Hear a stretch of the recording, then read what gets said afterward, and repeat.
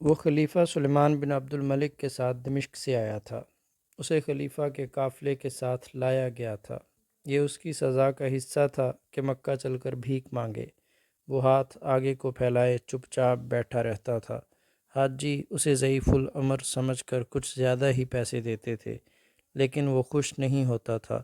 عشاء کی نماز کے بعد جب حاجی اپنے خیموں میں چلے جاتے تو وہ اٹھتا اور کم سے کم پیسوں سے کچھ خرید کر کھا لیتا، پھر دن بھر کی بھیک مانگنے گننے بیٹھ جاتا۔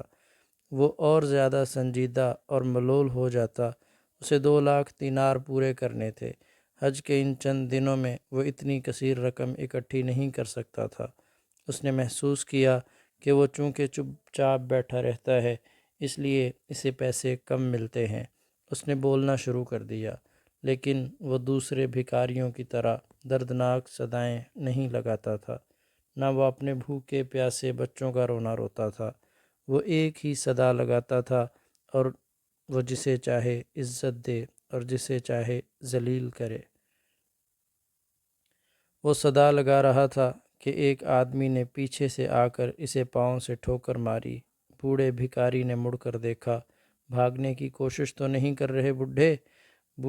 ٹھوکر مارنے والے نے پوچھا۔ کبھی سنا تھا کہ اندلس کے میدان جنگ سے کوئی بھاگا ہو؟ بوڑھے بھکاری نے کہا، میں نے بھاگنا ہوتا تو ابھی اندلس تیرے دماغ سے نہیں نکلا؟ اس آدمی نے اسے ایک اور ٹھوکر مارتے ہوئے کہا۔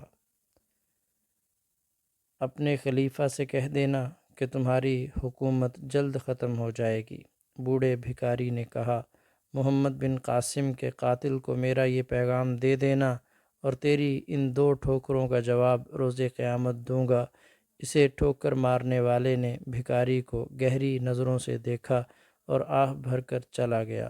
ایک روز شمالی افریقہ سے حج کے لیے آئے ہوئے 2 آدمی آہستہ آہستہ چلتے اس کے قریب آئے تو اس نے صدا لگائی، یہ کوئی عقل والا بھکاری معلوم ہوتا ہے۔ ایک افریقی نے کہا۔ ہاں، دوسرے نے کہا، دوسرے بھکاریوں کی طرح اپنی مجبوریوں کا رونا نہیں روتا۔ دونوں اپنی تھیلیوں سے پیسے نکالنے لگے۔ بھکاری زمین پر بیٹھا منہ اوپر کر کے انہیں دیکھ رہا تھا۔ ایک افریقی اسے پیسے دینے لگا تو اس کا ہاتھ رک گیا۔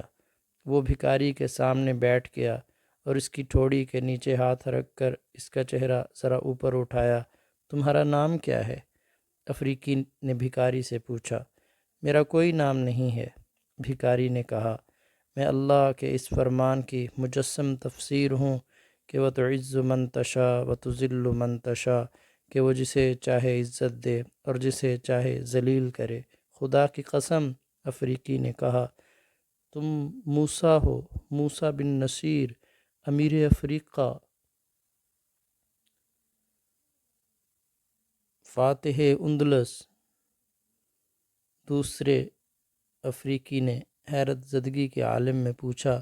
بوڑھے پابجوں لا بھکاری کی آنکھوں سے آنسو بہہ نکلے۔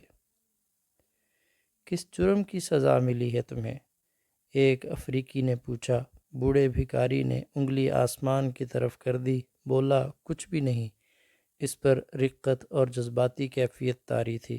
ہم نے سنا تھا کہ تم خلیفہ کے زیر عتاب ہو، دوسرے افریقی نے کہا۔ یہ تو ہمارے لیے بعید از قیاس تھا کہ تم بھکاری بن چکے ہو۔ بھکاری بنا دیا گیا ہوں، موسیٰ بن نصیر نے کہا، اور اپنی ٹانگوں اور پاؤں سے کپڑا ہٹا کر بولا، میں خلیفہ کا قیدی ہوں اور دمشق کے اس قید خانے میں رہا ہوں جہاں اس خلیفہ نے فاتح سندھ محمد بن قاسم کو حجاج بن یوسف کے دشمنوں کے ہاتھوں اذیتیں دے دے کر قتل کروا دیا تھا۔ خلیفہ سلیمان فریضہ حج ادا کرنے کے لیے آیا ہے، اور وہ مجھے اس حکم کے ساتھ یہاں لایا ہے کہ میں بھیک مانگوں اور اسے 2 لاکھ درہم ادا کروں، ورنہ میں پاؤں میں بیڑیاں ڈالے اسی طرح بھیک مانگتا رہوں گا۔ 2 لاکھ درہم؟ ایک افریقی نے حیرت سے کہا، کیا یہ اندلس کو فتح کرنے کا جرمانہ ہے؟ اس سوال کا جواب خاصا طویل تھا۔ موسیٰ میں شاید اتنی زیادہ بولنے کی سکت نہیں تھی، یا وہ جواب دینا نہیں چاہتا تھا۔ اس نے سوال کے جواب میں سوال کرنے والے افریقی کی طرف دیکھا اور اس کا سر آگے کو ڈھلک گیا جسے اونگ آ گئی ہو۔ اس کی عمر 80 برس ہونے کو تھی۔ عمر کے کم و بیش 60 برس میدان جنگ میں لڑتے، کوچ کرتے اور خیموں میں رہتے گزرے تھے۔ وہ کئی مارکوں میں زخمی ہوا تھا۔ اس کے جسم کا کوئی ایسا حصہ نہ تھا جس پر زخم کا نشان نہ ہو۔ اس کا زخم خوردہ وجود چلتی پھرتی تاریخ تھا، اسلام کی عسکری تاریخ۔ وہ عالم اور فاضل بھی تھا، عقل و دانش میں اس کا مقام بہت بلند تھا۔ یہ جو دو افریقی اس کے پاس رک گئے تھے، دونوں شمالی افریقہ کے رہنے والے بربر تھے اور دونوں اپنے اپنے قبیلے کے سردار تھے۔ بربر شمالی افریقہ میں رہنے والی ایک وحشی اور خونخوار قوم تھی۔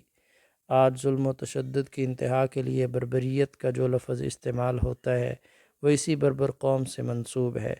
بربر جنگ و جدل اور قتل و غارت گری اور لوٹ مار کے لیے مشہور تھے، لیکن فن ضرب و حرب سے پوری طرح واقف نہ تھے۔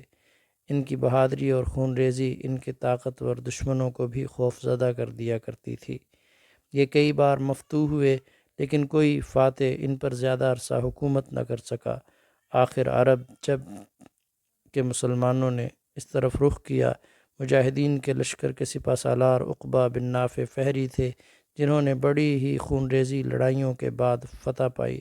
بربر کچھ عرصہ بغاوتیں کرتے رہے لیکن عرب سپہ سالاروں نے ان کو جنگی طاقت سے دبانے کی بجائے اسلام کے اصولوں کے ذریعے انہیں ٹھنڈا کیا۔ بربروں کا اپنا ایک مذہب تھا لیکن ان کے کلچر کی کوئی بنیاد نہیں تھی۔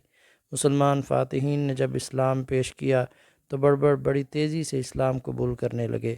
انہیں انتظامیہ میں اچھے عہدوں پر لیا جانے لگا، ان سے باقاعدہ لڑائیاں لڑائی گئیں اور اس طرح اس قوم میں ڈسپلن پیدا ہو گیا اور بربر اسلام کی ایک جنگی طاقت بن گئے۔